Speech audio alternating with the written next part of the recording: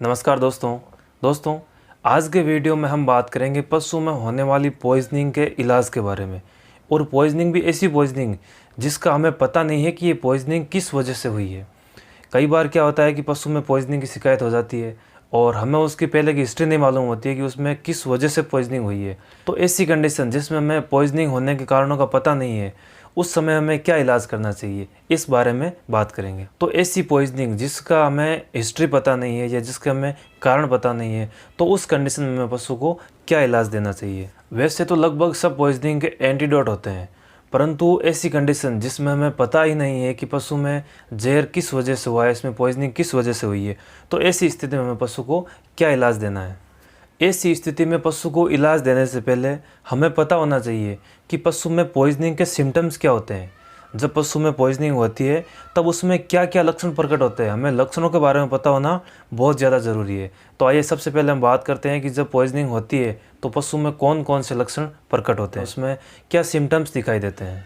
पशुओं में पॉइजनिंग की बात करें तो ये पॉइजनिंग कई प्रकार के पौधे हैं जिनको खाने से होती है, और कई फलों के खाने से हो सकती है, कई बार अनाज के खाने से हो सकती है, खनिजों से हो सकती है, और विभिन्न प्रकार की दवाइयों से भी हो सकती है जो हमें केमिकल रासायनिक जो उर्वरक हम काम में लेते हैं उनकी वजह से भी हो सकती है। इसके अलावा कई जहरीले जानवरों के काटने की वजह से भी पशु में पॉइजनिंग हो सकती है। तो आज के वीडियो में हम बात करेंगे कि जब पशु किसी जहरीली चीज़ को खा लेता है तब उसमें क्या लक्षण प्रकट होते हैं, उसमें क्या सिम्टम्स दिखते हैं और उसका क्या इलाज होता है। इसमें लक्षणों की बात करें तो अगर पशु कोई जहरीली चीज़ खा लेता है, चाहे वो उसने जहरीली घास खाई है या कोई जहरीला पौधा खाया है या अनाज खाया है या कोई केमिकल खाया है, कोई भी उसने जहरीली चीज़ खाई है, तो जहरीली चीज़ खाने के बाद में पशु बेचैन रहने लगता है, उसके मुंह से लार गिरती है और उसके मुंह से झाग भी निकलने लगते हैं। दूसरा, पशु को सांस लेने में बहुत कठिनाई होती है और उसके ब्लड में ऑक्सीजन का लेवल डाउन हो जाता है। तो ऑक्सीजन की कमी की वो पूर्ति करने के लिए मुंह को खोल खोल के सांस लेता है। सांस लेने में कष्ट होना और मुंह को खोल खोल के सांस लेना, ये भी एक पॉइजनिंग का सिम्टम है। तीसरा, पूरे शरीर में पशु के कंपन होने लग जाता है, उसकी मांसपेशियों में ऐंठन होने लग जाते हैं। इसके अलावा उसकी आंखों की पुतलियां फैल जाती है। कई बार पशु में पेट दर्द होता है, उल्टी होती है और आफरे की भी शिकायत हो जाती है, आफरा भी पशुओं में आ जाता है। पशु दांत किटकिटाता है, उसका शरीर लड़खड़ाता है और वो अपने शरीर पर कंट्रोल नहीं रख पाता है। जब वो चलता है तो लड़खड़ाते हुए चलता है, जैसे अभी गिरेगा अभी गिरेगा। उसका अपनी बॉडी पर कंट्रोल नहीं होता है और उसमें पैरालिसिस की शिकायत भी हो जाती है। पॉइजनिंग का ज़्यादा असर होने पर पशु ज़मीन पर गिर जाता है और छटपटाहट के साथ उसकी दर्दनाक मौत हो जाती है। अभी जो लक्षण हमने बताए, ये सारे के सारे लक्षण पॉइजनिंग के केस में दिखाई देते हैं। अगर हमें पशु की हिस्ट्री का पहले पता चल चुका है कि उसमें पॉइजनिंग की वजह क्या है, तब तो हम उसका ट्रीटमेंट आराम से कर सकते हैं। अगर हमें पता नहीं चला है कि पशु में पॉइजनिंग किस वजह से हुई है, तब उस स्थिति में हमें उसका क्या इलाज करना है। अगर पशु ने पॉइजन वाली चीज़ ज़्यादा मात्रा में खा ली है तो उसमें लक्षण प्रकट होने के बाद में थोड़ी देर बाद में पशु की मौत हो जाती है और हमें इलाज करने का मौका भी नहीं मिलता है।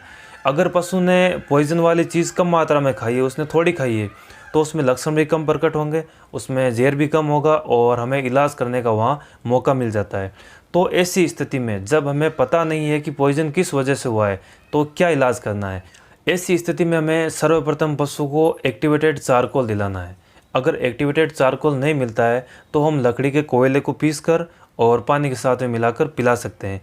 अगर लकड़ी का कोयला भी नहीं मिलता है तो हम बाजरे की रोटी या गेहूं की रोटी को तवे पर पूरी तरह से उसको जला के उसका कोयला बना के उसको भी पानी के साथ मिलाकर पिला सकते हैं। ये बात हमें पशुपालक का हमारे पास कॉल आते हैं, हमें उसको बतानी है कि आप ये उपाय करो, तब तक हम आते हैं।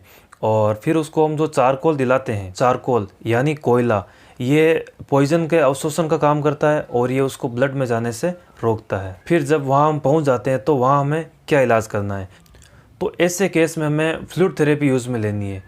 और फ्लूइड थेरेपी में हमें डेक्स्ट्रोज नॉर्मल सेलाइन यानी DNS यूज़ में लेना है, जो हम बड़े पशुओं में 2 लीटर से 3 लीटर तक हमें यूज़ में लेना है, और अगर छोटे पशु है तो उनमें हम 500 ml से 1 लीटर तक यूज़ में लेना है। ड्रिप लगाने से पहले हमें वहाँ जाते ही पशु को हमें CPM लगा देना है और फिर उसके बाद ही हमें आगे का ट्रीटमेंट शुरू करना है। CPM लगाने के बाद पशु को फ्लूइड थेरेपी स्टार्ट कर देनी है और फिर हमें उसमें इंजेक्शन लगाने हैं।